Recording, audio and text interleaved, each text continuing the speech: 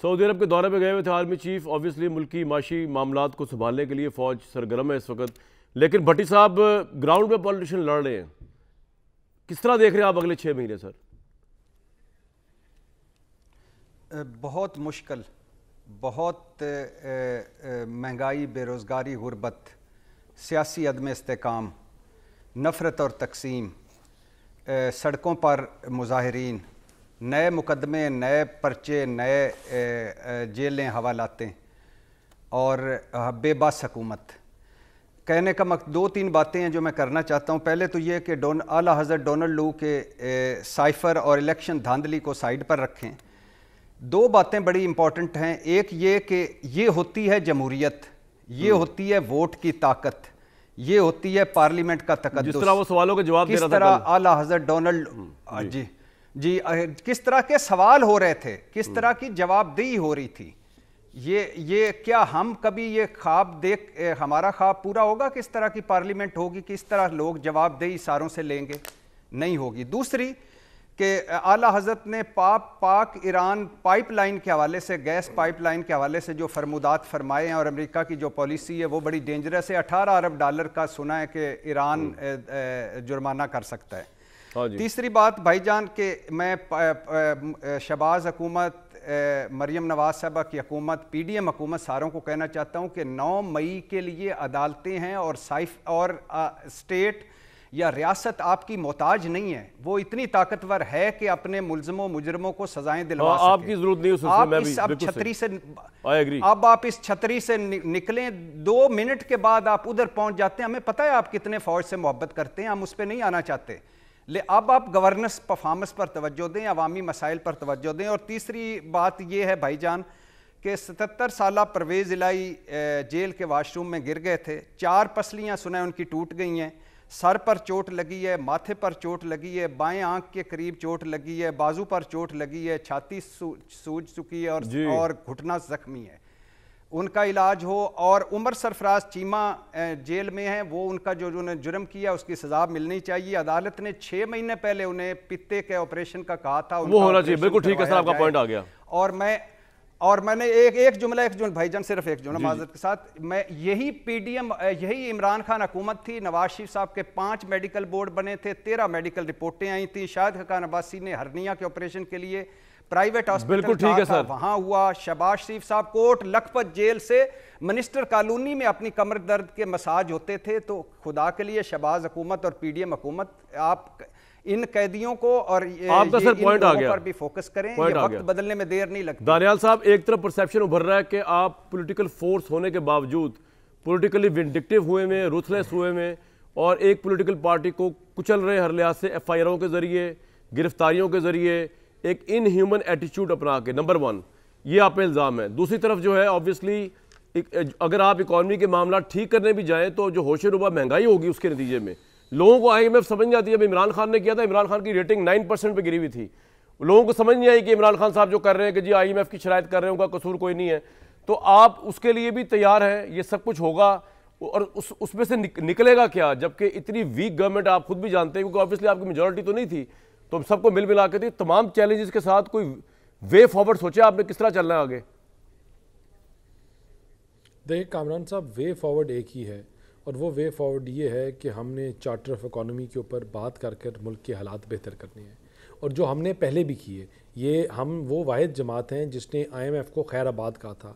अगर आज ये हमारी जमात IMF के साथ मुज़ाकरात करने की वजह से परेशान है, तो इसलिए परेशान है कि अगर हमें वो कंटिन्यूटी मिलती तो पाकिस्तान को 2017 में एजेंट टाइगर का स्टेटस, और जो पाकिस्तान को ब्लूम्सबर्ग और इकोनॉमिस्ट कहते थे, तो आज हम मुल्क बहुत बेहतर जगह पे होता।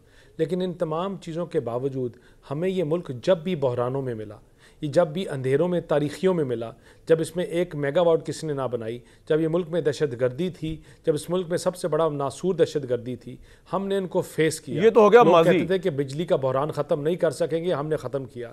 हमने दहशतगर्दी को फेस करके उसके जिन को काबू में करके अपनी अफवाज के साथ उसको भी हल किया। और इंशाअल्लाह आज जो पाकिस्तान का सबसे बड़ा चैलेंज है वो है बिजनेसमैन को, लोगों को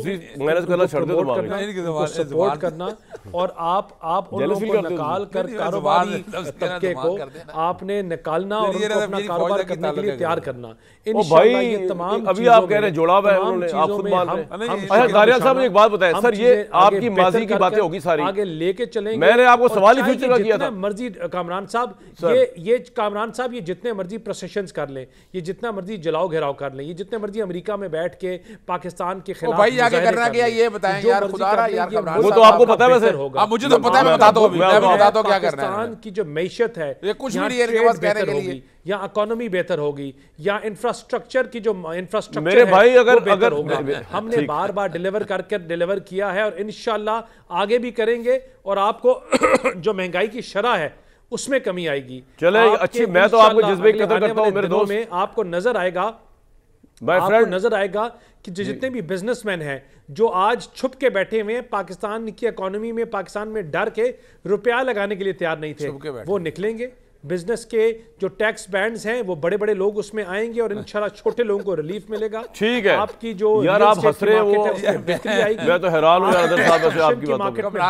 दानियाल साहब मैं आपके जज्बे की कदर करता हूं, एटलीस्ट आपके अल्फाज, क्योंकि इनके पास हंसने के लिए कुछ है नहीं, इनके पास मैं जवाब दे दूं, टाइम कम रहेगा नहीं है, आप बहुत टाइम है इनके पास है कोई नहीं, पहले ज्यादा टाइम लगेगा। ये बुज़दार इनका लीडर रहा है, ये अपने आप के ऊपर हंसे, अपने तकदीर उन गरीब बच्चों के लिए जिनके रोजगार छीन के चले गए, जिनके पास खाने के लिए रोटी नहीं है, ये उनकी गुर्बत पर हंस रहे हैं, ये उन लोगों की। अच्छा दानियाल भाई पॉइंट आ गया, आज बिजली के महंगाई से, गैस के बिलों से तंग है। अब मसला ये है, गुर्बत का मजाक इधर भी उड़ाते हैं, अब मसला ये चौथा का भी उड़ाते हैं। ये तरीका वारदात ही ये है। 1.5 साल से इनकी पार्टी के पास पावर नहीं है। ये जवाब पहले दे रहा है। हाँ अल्लाह माफ करे, कभी आपके हिस्से का जवाब मैं ना दूं भाई। इन्होंने बातें जितनी की है, जितनी इन्होंने बातें की सारी चार्जशीट है, जो ये आग मुल्क को लगा के गए थे 16 साल में, हमने मुल्क को बैंकरप्ट होने से रोका। भाई आप जलाओ घराओ छोड़ देना, जलाओ घराओ की बातें नहीं, मैं सिर्फ सीधी सी बात करूंगा। आप जरा नोट कर लीजिएगा, आज आप 6 महीने बाद हम यही दोबारा बैठे होंगे इस प्रोग्राम में इंशाल्लाह। इन्होंने सारा कुछ एडमिट कर लिया, सारा अपने जिम्मे डाल दिया, इन्होंने खुद ही कह दिया कि अपना कारोबार तबाह हुए, खुद कहा, मैंने तो नहीं कहा ना। ये 2.5 सालों से हमारे पास हुकूमत थी, इनके पास हुकूमत थी, और जब मुल्क का हाल हुआ ना 6 महीने में देखिए 4 चीजें जेल में रख लीजिए। नंबर 1 सबसे पहली बात है महंगाई आसमानों को छू जाएगा। नंबर 2 लोड शेडिंग और बिजली आने वाली है, और बिजली खरीद से आप परचेज आप कर नहीं सकेंगे। वैसे मैं हैरान हूं, आप आवाम की तबाही की खबरें इतनी खुशखबरी की तरह सुना रहे हैं जैसे कि मैं उसकी वजह बता रहा हूं ना, इनके पास कुछ नहीं है। नंबर 3 इस मुल्क के अंदर एक जो पॉलिटिकल स्टेबिलिटी है ना, इनसे आनी है। वजह क्या, 85 का प्रोजेक्ट है। नंबर 4 जो है ना, इस मुल्क के लिए खुशखबरी ये दे रहा हूं कि इलेक्शन ट्राइब्यूनल के अंदर केसेस जा रहे हैं सारे, हम फोरेंसिक भी होगा, और हम सारी की सारी सीटें जो हमने 180 सीटें जो हमारी है ना, वो आपको मिल जाएंगी सर इंशाल्लाह। आंखें खुलेंगी ख्वाब से, और आप देखिएगा फिर, और क्या होगा, हुकूमत के लिए यानी आवाम के लिए खुशखबरी दे रहे हैं इंशाल्लाह। आपका हम सब का भाई ये सारा कुछ हो भी जाए, मेरी मैं बताऊं अदर भाई एक बात बताऊं, अब आपने माइंड नहीं करना, ये सारी चीजें ना भी होना, ये मुल्क अगर अच्छाई की तरफ चल रहा हो, पर आपके लिए सबसे बड़ी खबर ये है कि इमरान खान बाहर आएगा कि नहीं।